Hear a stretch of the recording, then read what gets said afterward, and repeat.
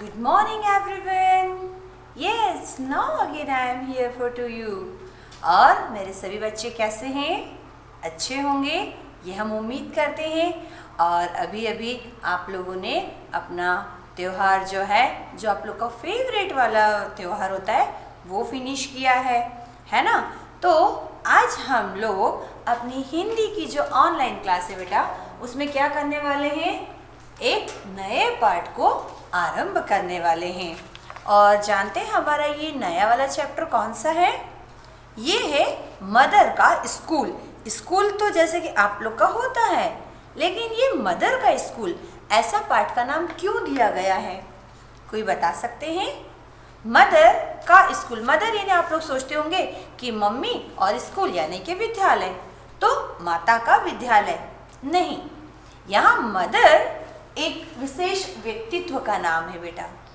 सभी लोग mother Teresa को जानते हैं?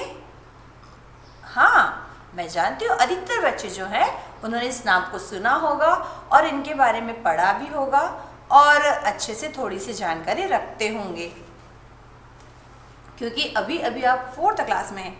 लेकिन अगर आपकी याददाश्त थोड़ी अच्छी हो तो क्लास 3rd में हम लोगों ने मदर टेरेसा के बचपन के बारे में कुछ पढ़ा था। याद आया? गोंजा वाला पार्ट। हाँ, जिन बच्चों ने ध्यान से पढ़ा होगा उन्हें जरूर से पता होगा कि मदर टेरेसा जब बहुत छोटी थी, बचपन में उन्हें गोंजा कहकर पुकारा जाता था। और वो सारी अच्छी आदतें जो कि बड़े होने के बाद उनके अंदर हमें दिखाई दी और धीरे धीरे उनके गुणों के रूप में बाहर आई, वो सारी अच्छी आदतें बचपन में ही उनके अंदर थी, है ना? याद है, हमने एक छोटा सा चैप्टर पढ़ा था और उसमें हमने उनके बचपन की घटना पढ़ी थी, जब कि उनके भाई जो थे उनके साथ में खाने के लिए बहुत शौकीन थे और चोरी भी कर लेते थे। फिर मदर टेरेसा ने उनको एक दिन समझाया कि चोरी करना बुरी बात होती है, क्योंकि जब भी आप कोई बुरा काम करते हैं तो कोई और देखे न देखे, हमारा ईश्वर उसे अवश्य देखता है। उसी तरह बेटा, जब हम कोई अच्छा काम करते हैं तो कोई और न भी देखे, लेकिन हम, हमारी अंतरात्मा और हमारा ईश्वर, वो उसे अवश्य देखते हैं और अच्छे कार्यों का फल हमेशा आगे चलकर अच्छा मिलता ही है। आप जो आज मदर टेरेसा को इतना जानते हैं, उनका सम्मान करते हैं, तो उसका एक रीज़न ये भी तो है ना कि उनके अच्छे कार्यों की वजह से। तो आज हम अपने इस पाठ में मदर का स्कूल, एक महान व्यक्तित्व के बारे में, उनके जीवन से जुड़ी हुई एक छोटी सी घटना के बारे में पढ़ेंगे और जानेंगे कि कैसे एक सामान्य सी बालिका बड़े होकर एक अद्वितीय व्यक्ति के रूप में प्रसिद्ध हुई, कैसे वो एक महान व्यक्तित्व में परिवर्तित हुई, है ना? क्योंकि जन्म से ही तो सब लोग एक जैसे होते हैं, लेकिन धीरे धीरे उनके अंदर गुण जो होते हैं वो अच्छे हैं तो वो भी बाहर आएंगे, अगर बुरे गुण हैं वो बाहर आएंगे। कैसे वो अपने व्यक्तित्व, अपने व्यवहार, अपने गुणों के आधार पर आगे जाकर एक अच्छे व्यक्ति या एक बुरे व्यक्ति के रूप में जाने जाते हैं, ये उस पर डिपेंड करता है। तो मदर का स्कूल, हम लोग शुरू से जानते कि जो मदर टेरेसा थी बेटा, वो बहुत ममतामयी व्यक्तित्व वाली थी, है ना? और इस व्यक्तित्व को पाने के लिए उन्होंने, या इस व्यक्तित्व को बनाने में उनके त्याग की बहुत बड़ी इम्पोर्टेंस है। उन्होंने जीवन भर सब कुछ त्यागा ही, कभी भी उन्होंने अपने बारे में कुछ नहीं सोचा। वे हमेशा दूसरों के दुख, दूसरों के दर्द, तकलीफ को देखती थी और उनके साथ दुखी होती थी, उसे महसूस करती थी, है ना? और आगे चलकर उनका यही जो गुण था, उसने उनको पूरे संसार में प्रसिद्ध कर दिया। उन्हें शांति दूत कहा जाने लगा था। क्यों? क्योंकि वे जहाँ जाती थी वहाँ पर वे शांति फैलाती थी, लोगों की तकलीफ़ों को दूर करने का प्रयास करती थी, लोगों को प्रेम बांटती थी, है ना? और सोचिए, अगर संसार के 1000 या 100 लोग भी, वैसे तो करोड़ों की आबादी है पूरे विश्व की। लेकिन अगर कुछ थोड़े लोग भी मदर टेरेसा की तरह हो जाए, जिनके मन में ऐसे भाव या विचार आ जाएं और जो उनकी तरह त्याग करने के लिए हमेशा तत्पर हों और दूसरों की मदद करने के लिए हमेशा तैयार हो, तो सोचिए बेटा इस दुनिया में कितना बदलाव आ सकता है।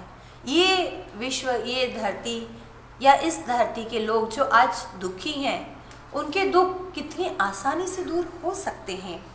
आज जो एक छोटे से त्यौहार को, एक खुशी को मनाकर आप लोग खुश होते हैं, ऐसे कई लोग हैं दुनिया में, ऐसे कई बच्चे हैं जिनको वो खुशी प्राप्त नहीं है। अगर हम अपने हिस्से की थोड़ी थोड़ी खुशियाँ भी आपस में बांट लें तो धरती का हर मनुष्य सुखी भी हो जाएगा और खुश भी होगा। मदर टेरेसा जब इस धरती पर आई थी तो वो एक सामान्य व्यक्ति थी। उनका पालन पोषण भी एक सामान्य बच्चे की तरह हुआ, लेकिन उन्होंने बचपन में प्राप्त शिक्षा को जीवन भर बनाए रखा। जो चीज़ उन्होंने सीखी, जो बातें उन्होंने ग्रहण की, उसको उन्होंने पूरे जीवन अपने साथ में जिया, उसका पालन किया, है ना। तो आज हम लोग ये पढ़ते हैं कि कैसे मदर टेरेसा हमारे देश में आई थी, उन्होंने यहाँ क्या क्या किया। वैसे आप में से जो लोग मदर टेरेसा के बारे में जानते होंगे उन्हें ये अच्छे से पता होगा कि उनका जन्म अन्य देश में हुआ था, लेकिन जब वे यहाँ पर आई उसके पहले वे अपने देश में भी घूमी और भी देशों में गई, विश्व के कई हिस्सों में गई। जब उन्हें ये ऐसा लगा कि बहुत से लोग हैं जिन्हें मेरी सेवा की, मेरी सहायता की ज़रूरत है, तो जहाँ पर भी उनको ऐसा लगता था कि वहाँ पर कोई तकलीफ़ में है या उन्हें मेरी आवश्यकता है, तो वो वहाँ पहुँच जाती थी। ऐसे ही जब वो देशों का भ्रमण करते हुए हमारे देश में आई और उन्होंने यहाँ देखा कि यहाँ पर बहुत सारे लोग हैं जो तकलीफ़ में हैं, और धीरे धीरे वो यहीं पर बस कर रह गई, है ना। तो हम अपना जो पाठ है वो शुरू करते हैं। इस पाठ के बीच में हो सकता है कुछ नए और कठिन शब्द हमें मिलते जाएंगे जिन्हें हम लिखते जाएंगे, ठीक है। तो सभी बच्चे अपनी पुस्तक खोल लीजिए और पेज नंबर 54 और 55 ओपन कर लीजिए बेटा, ठीक है। देखिए आपके पुस्तक में बड़े सुंदर से दो चित्र दिए हैं।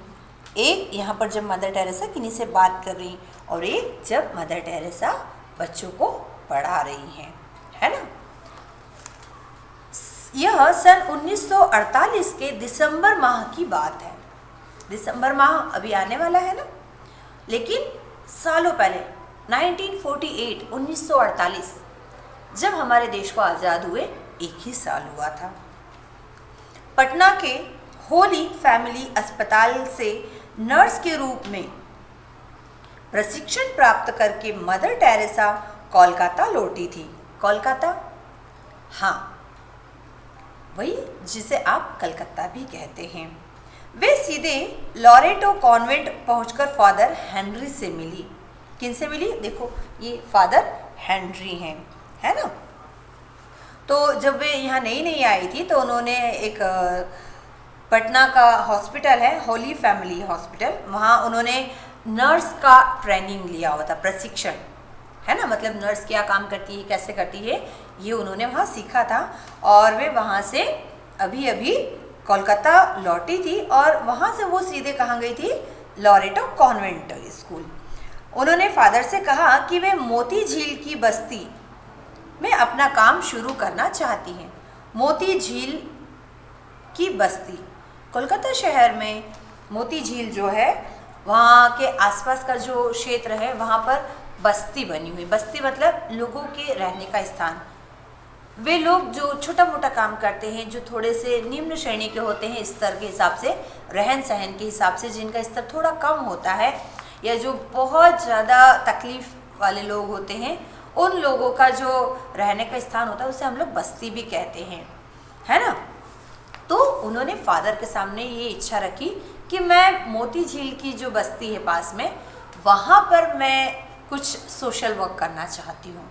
सोशल वर्क मतलब सामाजिक कार्य, ऐसा काम जो समाज के लिए, समाज में रहने वाले लोगों के लिए हमारी तरफ से निस्वार्थ और बिना किसी सैलरी के हम अपने मन से करते हैं।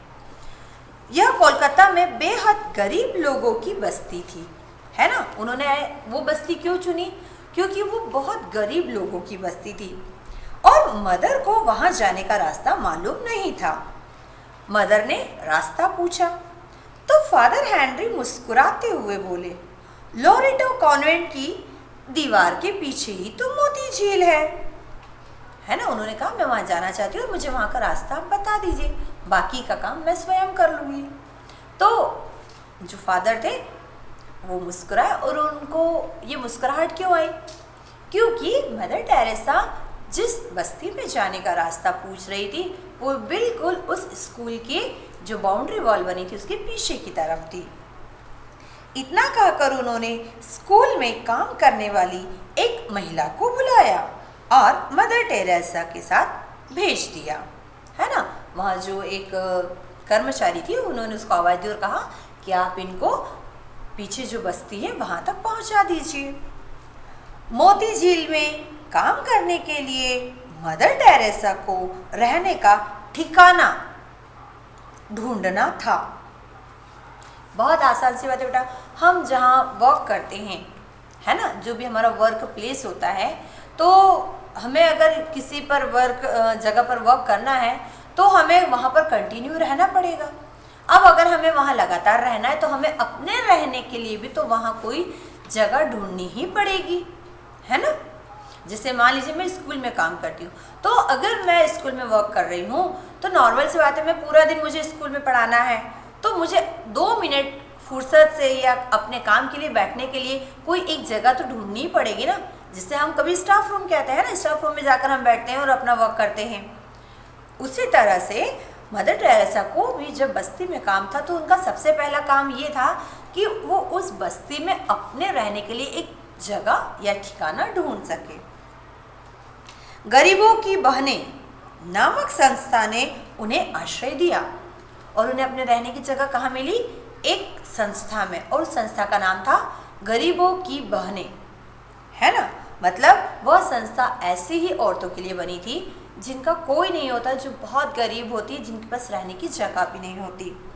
इस संस्था की संचालिका ने बताया कि अपने निवास का प्रबंध होने तक मदर वहां रह सकती हैं। उस संस्था को जो स्त्री चलाती थी उसे संस्थापिका कहते हैं।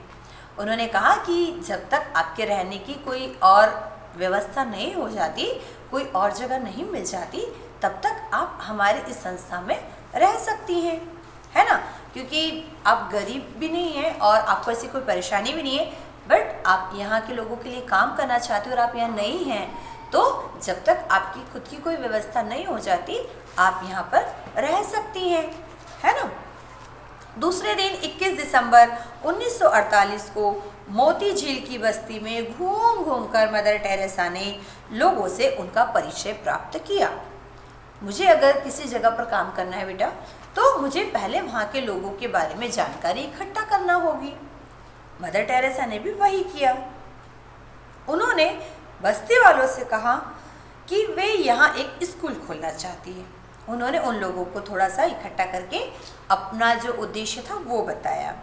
उन्होंने बताया कि वे इधर उधर बेकार घूमने वाले बच्चों को एक स्थान पर बिठाकर ठीक से पढ़ाना चाहती हैं। एक गरीब दंपत्ति ने मदर का स्वागत किया।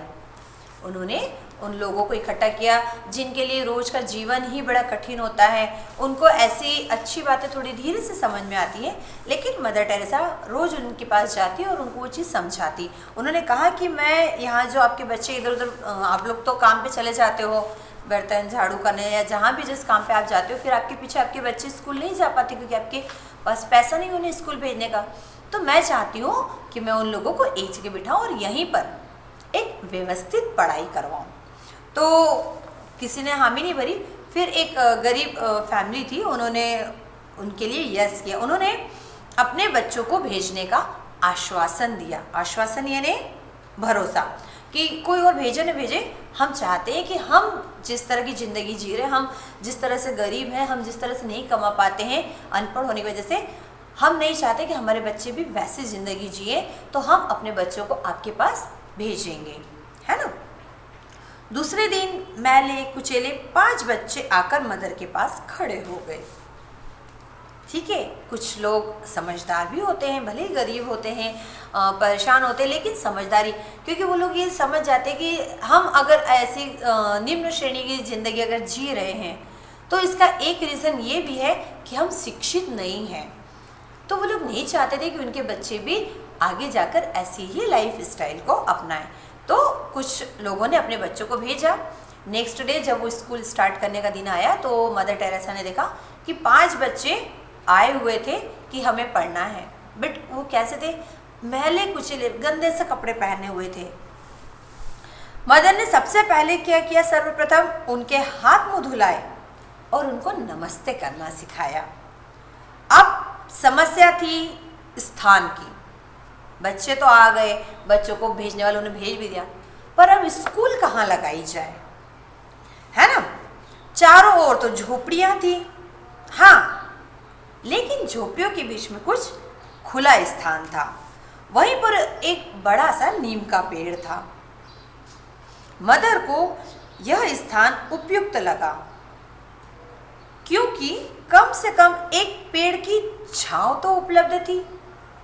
आप लोग बहुत लकी हैं बेटा, आप लोग एक बहुत अच्छी और इस्टेब्लिश स्कूल में अपनी पढ़ाई कर पाते हैं।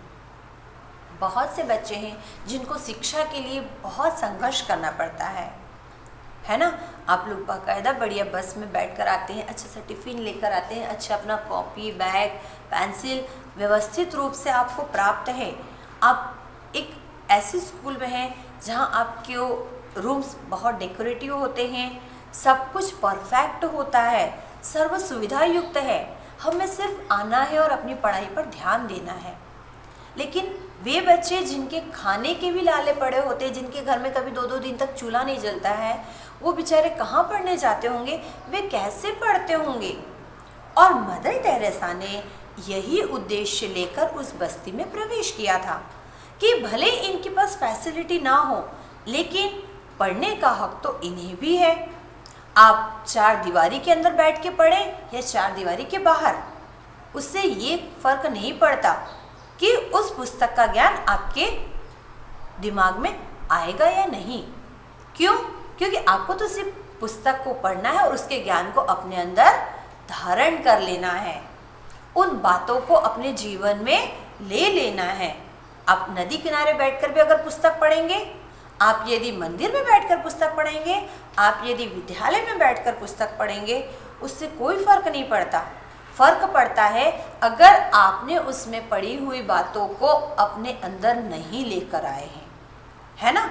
बहुत अच्छे से अच्छा व्यक्ति भी यदि आपको पढ़ाने वाला मिल जाए, बहुत अच्छा वातावरण में भी आपको बिठा दिया जाए, लेकिन यदि आप उस पुस्तक को, उसमें लिखी बातों को पढ़ना ही नहीं चाहेंगे, उनको अपने जीवन में उतारेंगे ही नहीं, तो वो सारा ज्ञान व्यर्थ है। वो सारी व्यवस्था जो आपके लिए लगाई गई वो व्यर्थ हो जाती है। क्योंकि जिसके अंदर लगन होती है और यदि हमारे मन में इच्छा है तो हम कहीं से भी ज्ञान हासिल कर सकते हैं ना। तो उस नज़रिए से आप लोग बहुत ज़्यादा भाग्यशाली हैं बेटा। ठीक है, अब यहाँ पर क्या हुआ, देखो स्कूल के लिए जगह ही नहीं थी। बच्चे तो आ गए थे बट स्कूल के लिए जगह नहीं थी। तो मदर टेरेसा ने कहा कि कोई बात नहीं है, एक पेड़ है, बच्चों को छांव तो मिलेगी, बैठने के लिए खुले वातावरण में पढ़ लेंगे। मदर को ये स्थान उपयुक्त लगा। मदर और बच्चों ने मिलकर उस स्थान को साफ सुथरा और बैठने लायक बना दिया। इस प्रकार उनका पहला स्कूल खुले आकाश के नीचे शुरू हो गया था। मदर टेरेसा के इस स्कूल में मेज, कुर्सी या ब्लैक बोर्ड भी नहीं था। सोच सकते हो, अगर आप क्लास में आओ, ऊपर छत ना हो, दीवारें ना हो, बैठने के लिए टेबल कुर्सी ना हो, आपको लिखकर बताने के लिए हमारे पास ब्लैक बोर्ड भी ना हो, तो आप कहोगे मैम कैसे पढ़ेंगे, ऐसे तो लग रहा है कि हम घर में बैठे हुए हैं।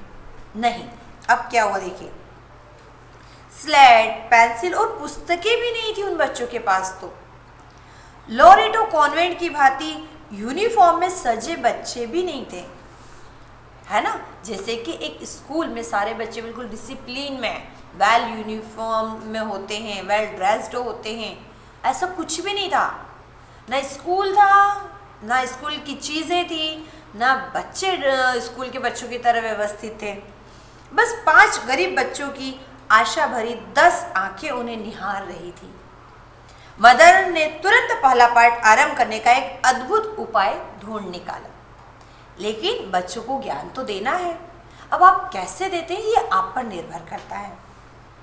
उन्होंने नीम के पेड़ से एक मोटी टहनी तुड़वाई। टहनी मतलब तना, लेकिन जो थोड़ा सा मोटा होता है। इस लंबी टहनी की पत्तियां तोड़कर एक और रख दी। अब उन्होंने सर्वप्रथम खड़े होकर बच्चों के साथ प्रार्थना की, है ना। जब भी आप कोई अच्छा और नया काम शुरू करते हैं तो सबसे पहले हम क्या करते हैं, ईश्वर से प्रार्थना करते हैं। उन्होंने पहले बच्चों को सिखाया, है ना। इसके बाद 5 बच्चों को जमीन पर बिठाया, फिर पढ़ाई शुरू हो गई। कैसे? टहनी की सहायता से गीली मिट्टी पर लकीरें खींचकर पहला पाठ आरंभ किया गया। जरूरी तो नहीं है ना कि हमेशा बोर्ड पर ही लिखा जाए। जब आप लोग खेलते हैं, है ना, जमीन पर फटाफट उसमें एरिया बना लेते हैं, निशान डाल लेते हैं और खेलना शुरू कर देते हैं, तब तो ब्लैक बोर्ड की जरूरत नहीं पड़ती ना।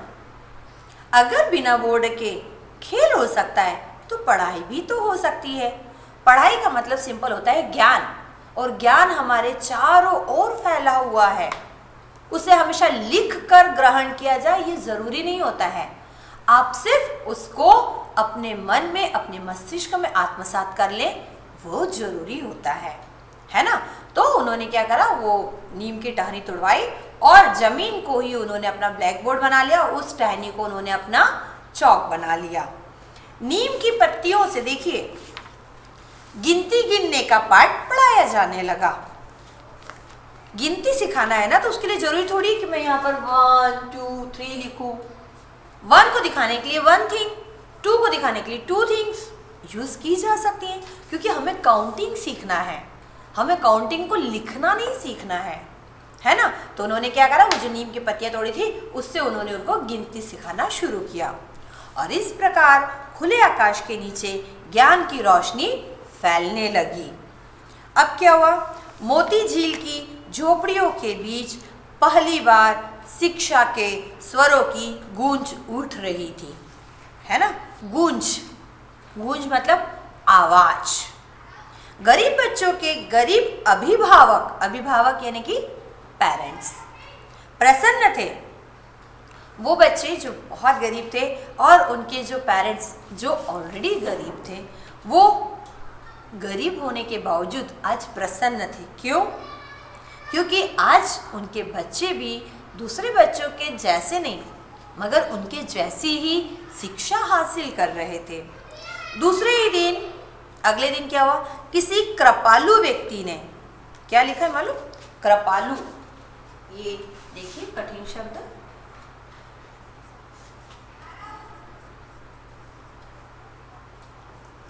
कृपालु। कृपालु यानी कि कृपा करने वाला व्यक्ति ने क्या किया, एक टूटी कुर्सी और एक टेढ़ी मेज उपहार स्वरूप मदर को भेंट की। उपहार मतलब गिफ्ट करी, और वो भी क्या, एक टूटी कुर्सी और एक तिरछी मेज, मतलब जो पूरी सीधी नहीं थी, टेढ़ी थी, ठीक से नहीं रख पाते थे, वो उन्होंने मदर को दी कि मेरी तरफ से ये स्कूल के लिए। क्यों? क्योंकि उसके पास जो था उसने वो दे दिया, तो उसकी तरफ से तो वो गिफ्ट ही हुआ ना, क्योंकि उसके पास ये था लेकिन उसके लिए ये बहुत कुछ था, और उसने अपने बहुत कुछ में से आपको दिया था। झोपड़ी वासियों को लगने लगा कि कुछ अच्छी बात आरंभ हो गई है। धीरे धीरे जब बच्चे घर जाते, अपने पेरेंट्स को दिखाते कि आज हमने ये सीखा, तो उन्हें बड़ी खुशी होती, तो लोगों को भी वो चीज़ अच्छी लगने लगी। बच्चों को स्कूल में पढ़ाने का उनका सपना सच हो रहा था। वो सारे माता पिता जो गरीबी की वजह से कभी भी अपने बच्चों को पढ़ाने का सोच नहीं पा रहे थे, उन्हें अब लग रहा था कि उनके बच्चे पढ़ेंगे लिखेंगे और ये जो सपना है वो एक दिन सच होगा, और उसकी शुरुआत हो रही है, तो उन्हें अच्छा लगा। 2 दिन के बाद किसी ने आकर एक ब्लैक बोर्ड दे दिया, किसी ने चौक दे दी, और बस्ती के अन्य लोग भी अपने बच्चों को भेजने लगे। 5 से 10, 10 से 20 और इस प्रकार नन्हे विद्यार्थियों की संख्या बढ़ने लगी। किसकी संख्या बढ़ने लगी? विद्यार्थियों,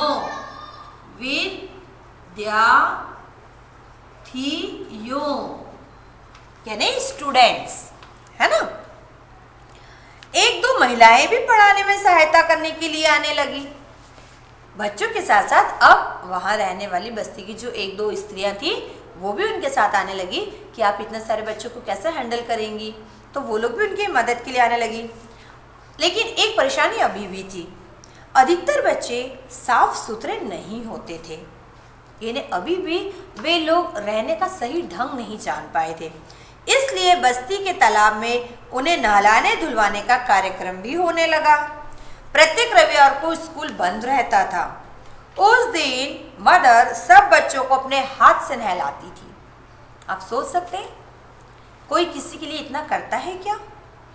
कभी कभी तो हमारे ही घर में अपने मन से नहा लो, दूसरों के बच्चों को अपने हाथ से नहलाना, इतना प्रेम सिर्फ एक माता में होता है बेटा, और इसीलिए उन्हें मदर कहा जाता था।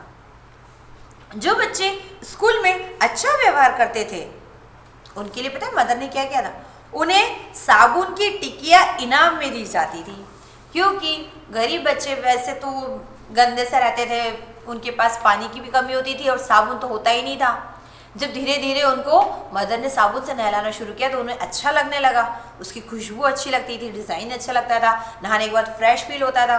तो मदर क्या करती थी कि जो बच्चा साफ सुथरा रहेगा उसको मैं अपनी तरफ से साबुन की टिकिया दूंगी, जिससे तुम रोज भी अपने घर पे अच्छे से नहा सको। तो बच्चों में क्या हुआ बेटा? मोटिवेशन आ गया कि हमें रोज नहाना चाहिए, रोज साफ रहना चाहिए, है ना।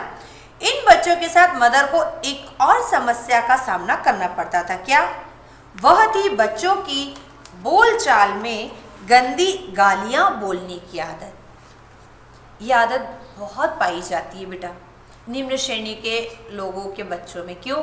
उनकी गलती नहीं होती है, क्योंकि वो अपने आसपास जो सुनते हैं, जैसा देखते हैं वैसा ही वो लोग करते हैं। क्योंकि वो जिन परिवारों से आते थे वहाँ के लोग दिन भर के अपने परेशान होते थे काम की वजह से, तकलीफ़ों की वजह से, तो उनकी भाषा वैसी ही होती थी। अब वो जैसी भाषा अपने आसपास सुनते हैं वैसे ही वो लोग बोलने लग जाते थे। तो मदर टेरेसा चाहती थी कि कम से कम ये एक अच्छे इंसान तो बने। धीरे धीरे मदर ने उनकी बोलचाल की भाषा सुधारी। कोई बच्चा गालियाँ या गंदी भाषा का प्रयोग करता तो मदर उससे कहती, तुम अच्छी भाषा बोलो, नहीं तो कल से तुम्हें कक्षा में बैठने नहीं दिया जाएगा। सबसे अच्छी वाली पनिशमेंट, अगर आप अपनी लैंग्वेज नहीं सुधारेंगे, बोलने का तरीका नहीं सुधारेंगे, तो कल से आपको हम अपनी क्लास में नहीं बिठाएंगे। परंतु धमकी का मदर ने कभी भी व्यवहार में प्रयोग नहीं किया। मदर उन्हें ऐसा बोलकर डराती जरूर थी, लेकिन कभी भी उनके साथ ऐसा व्यवहार नहीं करती थी। पता है क्यों? उन्होंने कभी किसी को कक्षा में बैठने से नहीं रोका। कई बार बड़े भी बच्चों के साथ बैठ जाते थे और मदर उनका भी स्वागत करती थी। वो बच्चों से कहती जरूर थी कि अगर आप ऐसा कहा हुआ नहीं मानोगे तो ऐसा करेंगे या ऐसा होगा, लेकिन वो कभी भी ऐसा नहीं करती थी। क्यों? क्योंकि उनका मानना था कि किसी भी तरह से यह बच्चा या जो व्यक्ति है वो प्रतिदिन विद्यालय आए और शिक्षा को ग्रहण करे। कभी न कभी तो अच्छी बात का असर होगा। 1 महीने में ही उनके काम से प्रसन्न होकर पार्क सर्कस के पादरी ने उन्हें स्कूल के लिए 100 रुपये की सहायता प्रदान की। उनके इस अच्छे काम को वहाँ जो सर्कस के पादरी थे उन्होंने देखा और उन्हें लगा कि ये जो महिला है ये बहुत अच्छा काम कर रही है, तो उन्होंने उनकी हेल्प की, उन्हें 100 रुपीज़ प्रदान किए। 1948 में आपको लगता होगा 100 रुपये में क्या होता होगा? बट 1948 के ज़माने में 100 रुपये जो थे वो आज के 1000 रुपये के बराबर होते थे बेटा। मदर ने 5-5 रुपये प्रति माह की दर से किराए पर 2 कमरे लिए। एक कमरे में स्कूल खोला और दूसरे को दवाखाना बनाया गया। क्या बनाया गया? दवाखाना। दवाखाना यानी कोई बता सकते हैं? जिसे आप लोग हॉस्पिटल भी कहते हैं। पहले दवाखाना ही कहा जाता था, फिर अस्पताल हुआ जहाँ पे दवाओं को रखा जाता है या दिया जाता है। तो उस समय तो किसी ने ये कल्पना भी नहीं की होगी कि कोलकाता के मोती झील में खुले आसमान के नीचे चल रहे स्कूल से शुरू होकर मदर टेरेसा का काम पूरे विश्व में फैल जाएगा। पर ऐसा ही हुआ। पेड़ की टहनी से धरती पर रेखाएं खींचकर पढ़ाने वाली इस महिला को शांति के लिए नोबेल पुरस्कार मिला था। इतना ही नहीं, उन्हें मरणोपरांत, किसके बाद में? मरणोपरांत, मरने के बाद संत की उपाधि से सम्मानित भी किया गया। क्या किया था उन्हें? संत की उपाधि से सम्मानित किया गया। तो इस प्रकार हमने पाठ से ये सीखा कि हम स्वयं में जरूरतमंदों की सेवा करने की चाह पैदा करने की प्रेरणा देती है ये पाठ। हम अगर चाहें तो थोड़ा थोड़ा ही लेकिन औरों की मदद कर सकते हैं, दूसरों के जीवन में खुशियाँ ला सकते हैं बेटा, है ना। और ये ज़रूरी नहीं है कि हम कोई बहुत बड़ी मदद करें। आपकी एक छोटी मदद भी किसी के लिए बहुत बड़ी साबित हो सकती है, लेकिन उसके लिए ज़रूरी है कि आपके मन में पहले वो चाह पैदा हो, है ना। तो अब हम इस पाठ के कुछ कठिन शब्द लिख रहे हैं, कुछ हम लिख रहे हैं, कुछ आप लोग ढूंढ लीजिएगा, ठीक है। ये 4 तो हम लिख चुके हैं।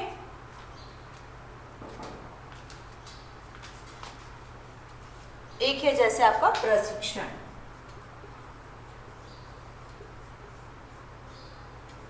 फिर इसमें एक आया था आश्रय, है ना, आश्रय। और एक शब्द फिर आया था प्रबंध, प्रबंध, संचालिका। और एक शब्द हमने पढ़ा था आश्वासन, आश्वासन, ठीक है। ये 10 शब्द जो है वो हमें थोड़े कठिन लगे हैं। अगले कुछ शब्द आप भी अपने मन से ढूंढकर लिख सकते हैं, है ना। तो आज तो हमने सिर्फ ये पढ़ा कि मदर टेरेसा कौन थी, उन्होंने कैसे एक छोटी सी काम को शुरू किया और कैसे वो काम बढ़ता चला गया और उस काम की वजह से उनकी मृत्यु के बाद भी वे हमारे बीच में जीवित हैं। तो अगली बार जब हम अगले लेक्चर में मिलेंगे बेटा, तब हम इस पुस्तक में पाठ से संबंधित जो अभ्यास प्रश्न दिए गए हैं उन्हें हल करेंगे। तो आप लोग इस पाठ को फिर से एक बार रीड करेंगे। अगर आपको शब्दों में या उच्चारण में कोई त्रुटि या कोई परेशानी आती है तो आप उसे पुनः दोहराएं या हमसे पूछ सकते हैं। तो अगली बार जब हम मिले तब तक के लिए बाय बाय। घर पे रहिए, सुरक्षित रहिए, स्वस्थ रहिए। ओके।